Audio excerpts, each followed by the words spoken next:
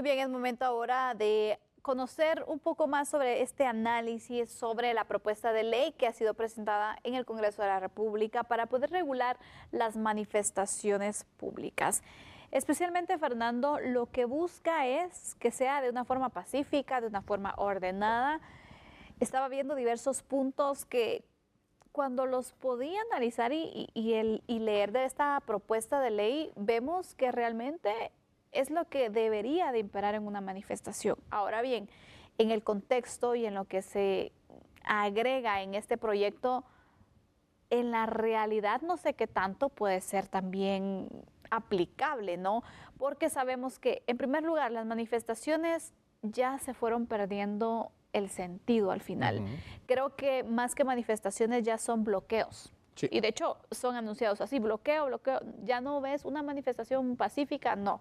Ves bloqueos porque el punto es llamar la atención, poder hacer el ruido mayor posible para que los ojos sobre las autoridades, sobre las peticiones que tú tengas, lleguen efectivamente, porque una manifestación tranquila, pacífica, se ha podido observar que no ha tenido el mismo impacto. Pero ahí también tenemos consecuencias en cuanto a la movilización, en cuanto al tema laboral, el comercio y bueno, todas las consecuencias que como ciudadanos estamos viendo y estamos recibiendo obviamente al momento de un bloqueo. ¿Qué tanto crees que este proyecto pueda cambiar la situación del país en cuanto al tema de manifestaciones? A ver, si yo le hago a usted una pregunta, amigo y amiga televidente, y Sandy te incluyo para claro. obtener una respuesta. ¿Qué es para usted más importante y tiene una categoría de superior? ¿El derecho a manifestar, contenido en la Constitución, o el derecho de libre locomoción? Sin Pregunta duda, difícil. Difícil, exacto, porque ¿Sí? tú tienes el derecho, pero yo también lo tengo. Muy bien, exactamente. Ahí vas. Voy a ser claro y específico con este principio que les quiero compartir y se llama principio de unidad constitucional. ¿Sí? Entonces, cuando hablamos de una constitución, necesariamente tenemos que entender, y no es materia exclusiva para abogados, esto es para cualquier ciudadano, por eso es tan importante que la Constitución se empiece a leer y se empiece a enseñar desde que los niños son niños en las aulas. Mire, una Constitución es armónica. Una Constitución, su nombre lo indica, unidad constitucional. No existe un solo artículo que sea superior a otros. Toda vez está contenido dentro del marco llamado ley fundamental, ley suprema, Constitución Política de la República, de cualquier república o cualquier país que sea. Lo que se debe aprender es interpretar la norma constitucional como un todo, basado en armonía. Y cuando hay dos artículos que pareciera chocan, como en este caso, es que yo tengo el derecho de la libre locomoción y déjenme pasar. Sí, señor, pero yo estoy aquí, estoy ejerciendo mi libre derecho a manifestar. ¿Quién es superior? Ninguno. Están equiparados. La Constitución tiene esa característica en donde, pues, obviamente, 5 magistrados titulares en la Corte de Constitucionalidad y 5 suplentes, pues tienen sobre sus hombros esa responsabilidad, la interpretación constitucional. Pero esto también lo hacen los distinguidos jueces y juezas del organismo judicial, los distinguidos y distinguidas magistrados de las salas de apelaciones. Entonces, entendamos que lo que hace un magistrado, lo que hace un juez es utilizar, recabar, leer lo que dice la normativa, por ejemplo, una ley ordinaria, un reglamento, puede existir incluso normativa internacional de aplicación dentro de nuestro territorio, pero cuando ya se da la resolución, lo que se busca es no puede existir pleito entre dos artículos constitucionales. Lo que hace ese magistrado, lo que hace ese juez es, en vez de hacer este choque, lo que hace es generar una simbiosis perfecta entre ambos artículos. Y entonces se busca la armonía de los dos para que la interpretación vaya en función de la defensa del orden constitucional. defensa del orden constitucional no es porque un artículo sea superior a otro, es el todo. Entonces, nadie tiene aquí más derecho que otro. Claro. Más derecho de libre locomoción y más derecho a manifestar, ninguno, estamos igual. Entonces, creo que el hecho de presentar una iniciativa de ley, que es parte de las atribuciones del Congreso, la iniciativa de ley que posee, está, si me preguntas, de primera categoría. Muy bien, somos un pueblo desordenado, ¿sí o no? Vivimos en el desorden, vivimos en el caos, y mientras más se aplica el caos en nuestra vida, pareciera que somos una sociedad que está más satisfecha.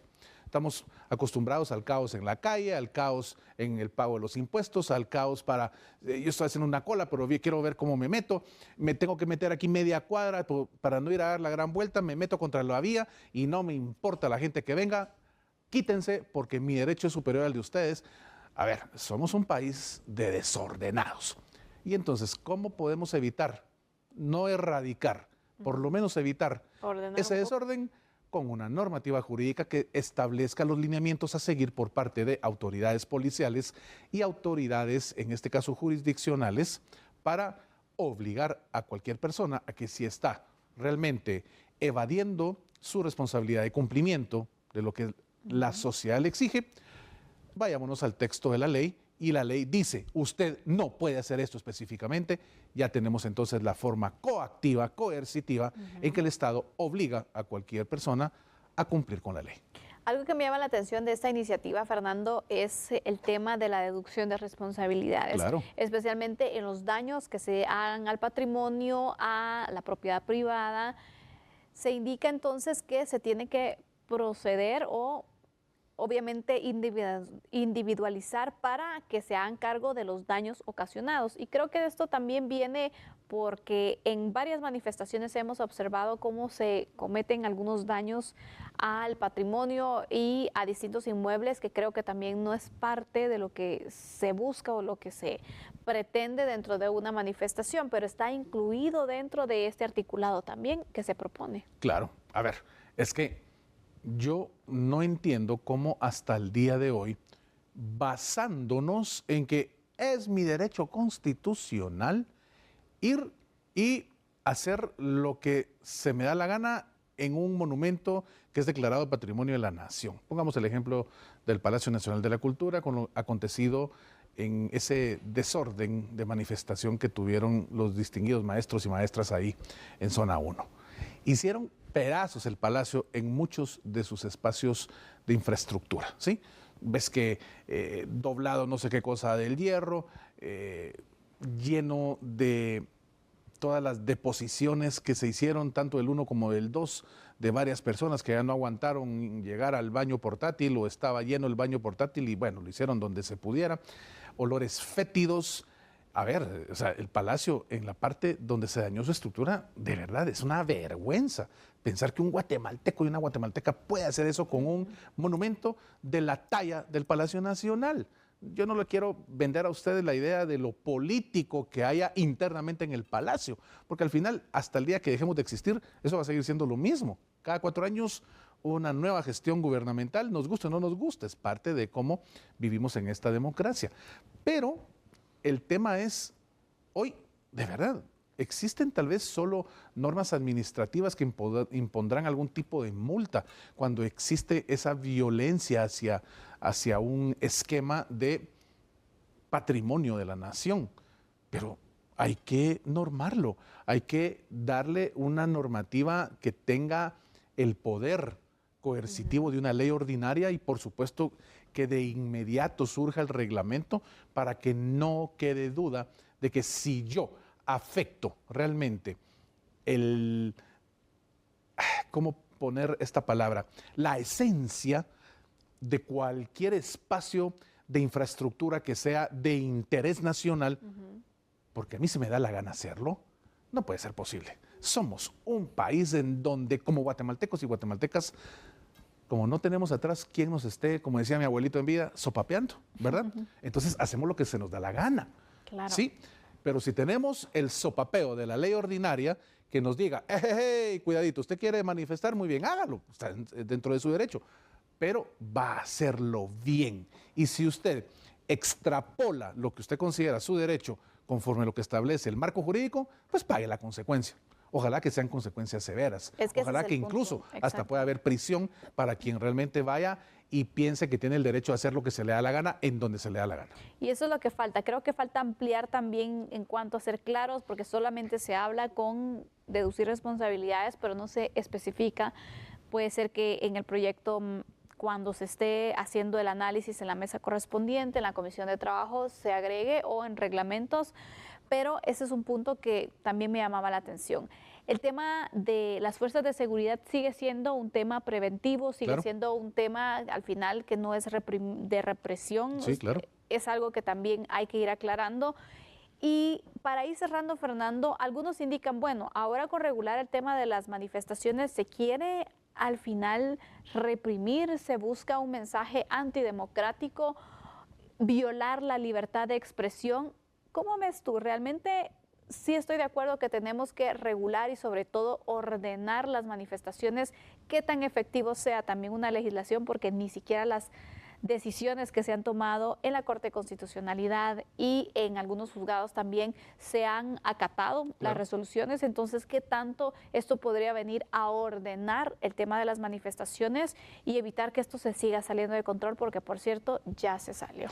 Mira, aquí lo que va a suceder es que cuando surja la norma jurídica, la ley ordinaria, pues ahí podremos analizar cuál es el contenido, cuáles son sus títulos, sus capítulos, su articulado, y ver que obviamente lo primero no afecte pues, esa garantía constitucional, 1, y 2, por supuesto, el esquema del respeto a los derechos humanos. 3, toda vez no se afecte esto, pues naturalmente analizar ya con esa normativa creada como proyecto, pues que obviamente pueda generar un cambio propositivo en la sociedad. Vuelvo a hacer hincapié. Para nosotros guatemaltecos, echa la ley, echa la trampa. ¿Sí? Y te pongo el ejemplo con la ley de tránsito. Tenemos una ley de tránsito que es coercitiva en papel, pero la realidad es que allá afuera puedes manejar tu carro o tu moto sin luces, puedes meterte contra la vía, puedes ir a alta velocidad, puedes hacer lo que se te da la gana y el Estado está ausente para hacerte obligadamente que cumplas con la norma. Una norma, una ley ordinaria que nos obligue a manifestar de manera tranquila, de manera sin afectar a los demás. Somos un pueblo difícil para ese tipo de cambios porque nuestra idiosincrasia es esta de yo hago lo que se me da la gana. Ojalá que pueda por lo menos tener ese espacio y que sea para consulta y aplicación cuando se necesite. Pero ¿qué va a suceder? Estaremos pendientes aquí en A la Medida con esto. Así es. Así que de esta manera cerramos el análisis de dos temas interesantes y que nos ha quedado bastante bien explicado también desde el tema legal con Fernando Prera. Gracias, Fernando, por siempre ilustrarnos y explicarnos estos temas que son complejos, pero con esa explicación pues ya nos queda más claro de lo que está pasando en nuestro país. Me alegro mucho, Sandy. Te deseo una buena noche. Gracias, igualmente para ti. Amigo y amiga televidente, disfrute estas horas que le quedan de descanso, duerma, acurrúquese y obviamente pues dé gracias por lo que tiene, porque eso es lo más importante y aproveche el día a día y vívalo al máximo. Con permiso, no cambie porque regresa Sandy Monroy con la información internacional. Vamos al corte, ya volvemos.